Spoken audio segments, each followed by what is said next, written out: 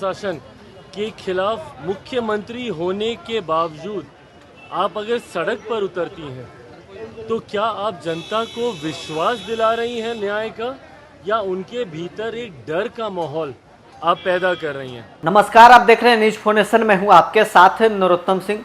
ममता बनर्जी एक कमजोर मुख्यमंत्री हैं, ये आरोप लोजपा सुप्रीमो व केंद्रीय मंत्री चिराग पासवान लगा रहे हैं। दरअसल ममता बनर्जी की बंगाल में सरकार है और आए दिन बंगाल में लगातार महिलाओं पर उत्पीड़न के मामले आते रहते हैं, लेकिन हाल ही में एक मामला आया है कि मेडिकल की छात्रा के साथ रेप और हत्या हो जाती है। अब खुद ममता बनर्जी ही अपने प्रशासन के खिलाफ सड़कों पर उनके जो कार्यकर्ता हैं वो उतर जाते हैं, तो चिराग पासवान ममता बनर्जी पर सीधे ये आरोप लगाती है कि उनकी कमजोरी को ये दर्शाता है कि वो अपने ही प्रशासन के खिलाफ सड़कों पर उतर जाती है।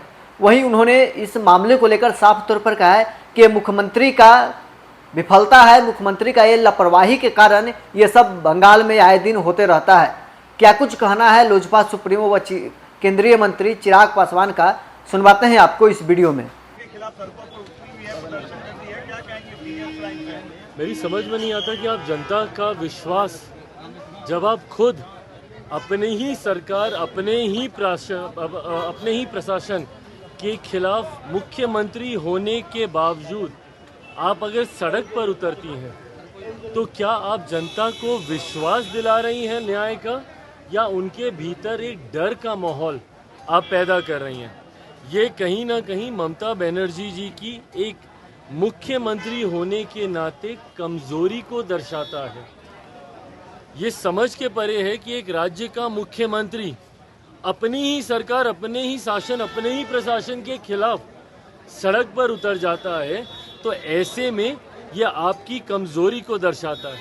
ये दर्शाता है कि संभवतः आपके हाथ में भी अब अपने राज्य की व्यवस्था, अपने राज्य का तंत्र अब आपके कंट्रोल में भी नहीं है, और इसीलिए इतनी ज़्यादा अराजकता का माहौल बंगाल जैसे राज्य में बना हुआ है, जो सिर्फ और सिर्फ मुख्यमंत्री जी की लापरवाही, उनकी कमजोरी को दर्शाता है। यूपीएससी में लैटरल एंट्री पर लेकर राहुल गांधी ने आरक्षण से यूपीएससी की तुलना कर दी है और कहा कि सरकार आरक्षण खत्म करना चाहती है इस एंट्री के जरिए। देखिए, मैं इस दो बात को एकदम स्पष्ट कर दूं। अगर किसी भी एक विषय को उदाहरण के तौर पर दिखाकर अगर सरकार की नीयत पे सवाल उठाया जाएगा, तो आज की तारीख में सरकार का अंग होने के नाते मैं इस बात को स्पष्ट कर दूं, हेड ऑफ द गवर्नमेंट मेरे प्रधानमंत्री हैं, और प्रधानमंत्री जी की सोच कतई आरक्षण विरोधी नहीं हो सकती।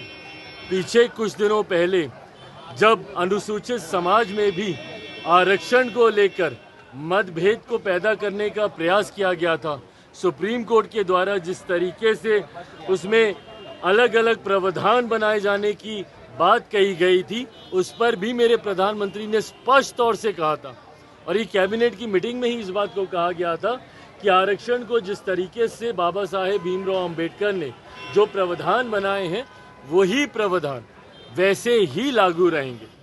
आज जिसका आप जिक्र कर रहे हैं, दूसरी बात ये, पहली बात तो सरकार की सोच पूरी तरीके से आरक्षण के समर्थन में है, प्रधानमंत्री जी की सोच आरक्षण के समर्थन में है।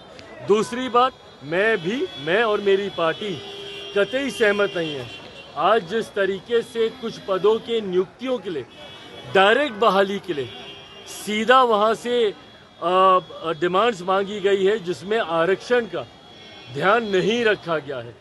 इस बात के मेरी पार्टी भी पूरी तरीके से खिलाफ है।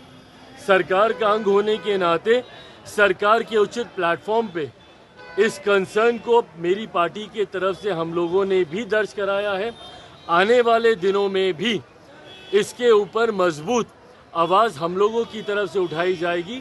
कोई भी सरकारी पद की नियुक्ति अगर निकलती है तो उसमें आरक्षण के प्रावधानों का ध्यान रखा जाना ज़रूरी है। अनुसूचित जाति, जनजाति, पिछड़ा वर्ग का जो आरक्षण जिस तरीके से सरकारी नौकरियों में जिस तरीके से चलता आ रहा है, हर नियुक्ति में इसका ध्यान रखा जाए, ये अनिवार्य है। और अगर ऐसा नहीं रखा जाता है, जो कि आज हम लोग को भी देखने को मिला है, इसके लिए सरकार उचित कार्रवाई जरूर करेगी। बिहार में एक ही पुलिस आखिरी बार गिरी है।